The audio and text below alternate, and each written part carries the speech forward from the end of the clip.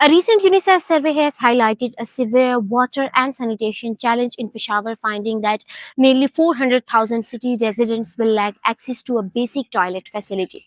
The report coincides with long-standing concern from experts about widespread water contamination, warning that the combined effect is a significant risk to public health.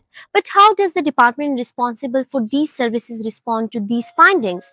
We asked the Peshawar Water and Sanitation Service Company WSSP for their position. WSP सितंबर 2014 में बनी है और उस time से लेकर अभी तक हमारे अवलीन तरजीह में पेशावर के पानी को महफूज बनाना है और इसको महफूज तरीके से लोगों को पहुँचाना है। इस सिलसिले में WSP ने अहम इक़दामात किए जिसमें सबसे अहम जो पेशावर के पोसीदा और जंगालूद पाइप की रिप्लेसमेंट थी। इसके अलावा हमने PCRWR के थ्रू अपनी जितनी भी सोर्सेज थे, डिस्ट्रीब्यूशन नेटवर्क और कंज्यूमर, उनसे सैम्पलिंग लेके उसकी टेस्टिंग करवाई थी। और इसके अलावा हमारे जो पब्लिक हेल्थ इंजीनियरिंग डिपार्टमेंट है और UAT पेशावर, उसके साथ मिलकर हमने पेशावर के मुख्तलिफ जगहों से सैम्पलिंग करवा के उनको NIH जो national institute of health Islamabad को भिजवाई है और उसके रिजल्ट के मुताबिक पेशावर का पानी केमिकल के लिहाज से और जायसिंग के लिहाज से महफूज है। इसके अलावा टाइमली रिस्पांस के लिए हमने अपने इन हाउस लैब बनाया है जिसके जरिए हम रोजाना के बेस पे टेस्टिंग करवाते हैं। कहीं से हमें शिकायत मौसूल हो जाए तो हमें अपनी टीम भिजवा देते हैं। हमारा सिर्फ रिस्पॉन्सिबिलिटी यहाँ तक नहीं है कि हम मतलब सोर्सेज पे पानी को महफूज बनाएं या डिस्ट्रीब्यूशन में जो नेटवर्क है उसको महफूज बनाएं। हमारा काम ये भी होता है कि हम सोर्स तक या कंज्यूमर लेवल तक हम इसको महफूज बनाएं। इस सिलसिले में अगर कोई गलत कनेक्शन ले ले या घरों में जो टंकियां बनी है